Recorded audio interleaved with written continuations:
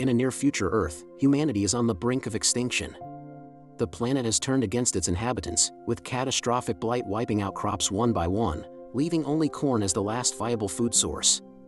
Massive, choking dust storms, a phenomenon known as the blight, regularly sweep across the desolate landscape, forcing people to live in a constant state of survival. Society has regressed, prioritizing farming over technological and scientific ambition. In this grim reality lives Cooper, a former NASA pilot and engineer, now a struggling farmer. He resides with his father-in-law, Donald, and his two children, the pragmatic Tom and the fiercely intelligent and curious 10-year-old, Murph. Cooper is a man born in the wrong era, his dreams of exploration clashing with the world's desperate need for farmers. He tries to instill a sense of scientific wonder in his children, a difficult task in a world that has seemingly abandoned it. Murph shares her father's inquisitive spirit. She believes a ghost is haunting her bedroom, communicating by knocking books off her shelf in specific patterns. While Cooper is initially skeptical, dismissing it as a childish fantasy, his scientific curiosity is piqued. One day, a particularly severe dust storm blankets their home, and a strange pattern forms on Murph's bedroom floor from the dust falling through the window. Cooper realizes the lines are not random. The ghost has used gravity to create binary code. Working with Murph, he deciphers the code, which reveals a set of geographic coordinates. Driven by a need for answers, Cooper follows the coordinates, forbidding Murph from coming along for her own safety. The coordinates lead him to a secret, heavily guarded facility. After being apprehended, Cooper is stunned to discover he has stumbled upon the last remnants of NASA, operating in secret. He is reunited with his former mentor, Professor Brand, who reveals the terrifying truth. NASA hasn't been idle, they've been working on a last-ditch effort to save humanity, not by fixing Earth, but by leaving it. Decades earlier, a wormhole mysteriously appeared near Saturn, placed there by an unknown, advanced intelligence. This wormhole offers a shortcut to a distant galaxy, a potential new home for mankind. Professor Brand explains two plans. Plan A is the primary mission, to develop a grand equation that would allow them to control gravity, enabling the launch of massive space stations carrying the remainder of Earth's population. Plan B is the failsafe. If Plan A proves impossible, a secondary mission will proceed, carrying a cargo of frozen human embryos to colonize a new world, leaving everyone on Earth behind. 12 brave astronauts had already ventured through the wormhole years ago on the Lazarus missions, each sent to a potentially habitable planet. 3 of them, Miller, Edmonds, and Mann, sent back promising data. Now, NASA needs a pilot for the Endurance, the advanced spacecraft designed to follow up on these leads. They need the best pilot they ever had, Cooper. The offer is a gut-wrenching dilemma. Accepting means a chance to save humanity, but it also means leaving his children behind. Due to the effects of time dilation near black holes, a few hours for him could mean decades for them. He would be abandoning them, possibly forever. Murph is devastated by his decision, feeling betrayed. In a heartbreaking farewell, she tries to show him another message from her ghost, a series of Morse code ticks on a watch she believes is telling him to stay. Blinded by the weight of his mission, Cooper doesn't listen and leaves, breaking his daughter's heart. He promises to return, a promise he doesn't know if he can keep. The Endurance crew consists of Cooper, Brand's daughter Amelia, and scientists Romilly and Doyle, along with 2 advanced AI robots, Tars and Case. They embark on their solemn journey, entering cryosleep for the 2-year trip to Saturn.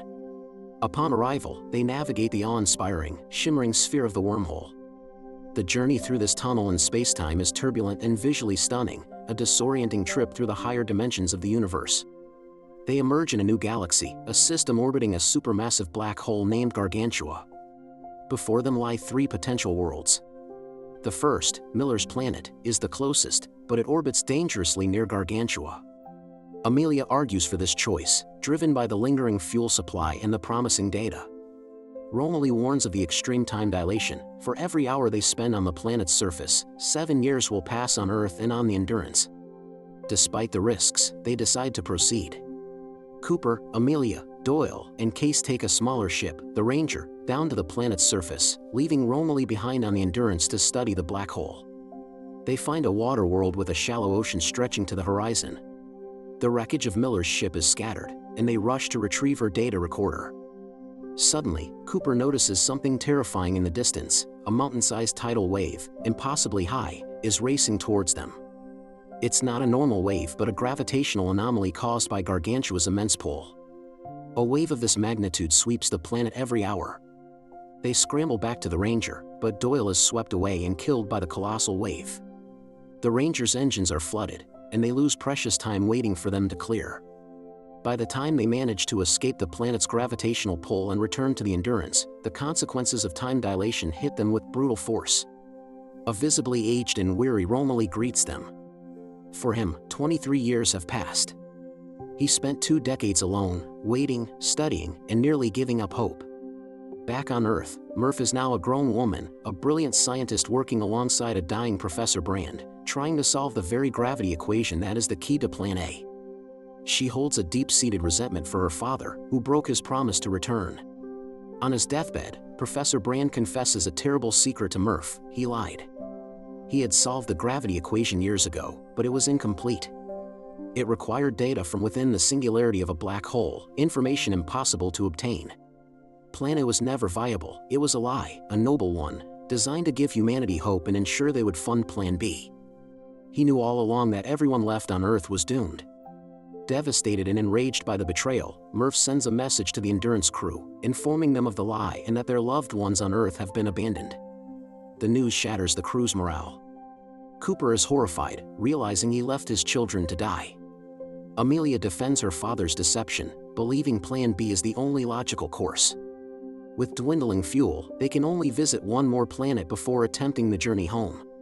Cooper wants to return to Earth, but it's impossible. Their choice is between Man's planet and Edmund's planet. Amelia advocates for Edmund's planet, but the crew realizes her judgment is clouded. She was in love with him.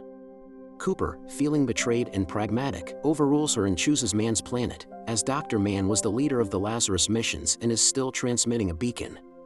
After another long cryo-sleep, they arrive at Man's planet, a frozen, inhospitable world of ice and clouds. They find Dr. Mann in his cryostasis pod and revive him. Mann is overwhelmed with emotion, crying with relief at being rescued after decades of solitude. He assures them that his planet is habitable, with a breathable atmosphere and organic compounds beneath the ice.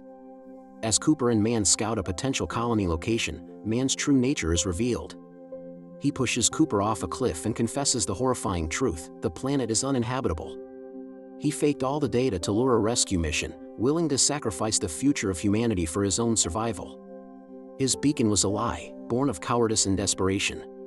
He cracks Cooper's helmet, leaving him to suffocate, and escapes in a lander, heading for the Endurance. Meanwhile, back at their base, Romilly is killed when he triggers a booby trap Mann had set on his own data archives. Amelia rescues a gasping Cooper just in time, and they race back to the Endurance in their remaining lander. They arrive to witness Mann attempting a manual and unauthorized docking procedure with the main ship.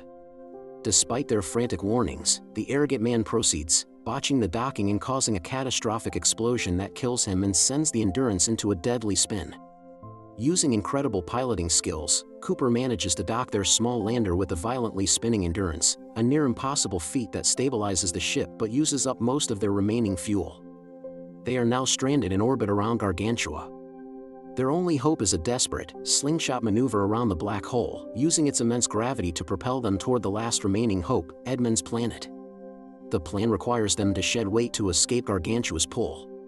Cooper and Tars pilot 2 separate landers, planning to detach them at the last moment, sacrificing themselves to ensure Amelia and Case have enough momentum to make the journey. As they approach the event horizon, the point of no return, Cooper detaches his vessel, plunging toward the black hole. He has made his final sacrifice, ensuring Amelia and Plan B can succeed. But instead of being crushed by the singularity, Cooper's ship enters a surreal, multi-dimensional space. He finds himself inside a tesseract, a 4-dimensional cube where time is a physical dimension, laid out like a landscape. He sees his daughter Murph's bedroom at all points in time, from her childhood to her adulthood. He realizes with overwhelming clarity that he is her ghost. The advanced beings who created the wormhole also built this tesseract, a means for him to communicate across space-time. They are not aliens, but a future, evolved version of humanity, reaching back through time to save their ancestors. Using gravity, he manipulates the second hand of the watch he gave Murph all those years ago. He sends the quantum data Tars collected from within the singularity, transmitting it in Morse code. Back on Earth, the adult Murph, now at the old NASA facility, has a sudden epiphany. She returns to her childhood bedroom and sees the watch's second hand twitching erratically. She realizes her father has not abandoned her. He is communicating with her from across time and space. She deciphers the Morse code, obtains the crucial data, and completes Professor Brand's equation. With the completed equation, humanity masters gravity. They are able to launch enormous cylindrical space stations, saving the population of Earth. Cooper's sacrifice has enabled Plan A to succeed after all. Cooper is ejected from the Tesseract and spat back out through the wormhole near Saturn, where he is rescued decades later. He awakens on Cooper Station, one of the very space habitats his actions made possible. He is told that due to time dilation, he is now 124 years old biologically, though he hasn't aged. He is finally reunited with Murph, who is now an elderly woman on her deathbed, surrounded by generations of her family. Their reunion is bittersweet and brief. She tells her father that no parent should have to watch their own child die. She encourages him to go, to find Amelia, who is out there, alone, setting up the Plan B colony on Edmund's planet. With a new purpose, Cooper takes a ship and, with the help of the repaired TARS, sets off once more into the stars. The final scene shows Amelia on Edmund's planet, having found it to be habitable. She stands at the campsite, taking off her helmet, ready to begin humanity's new future, unaware that the man she thought was gone forever is on his way to find her. If you enjoy these kinds of detailed recaps, make sure to subscribe to Movies Recap Repo for more amazing stories.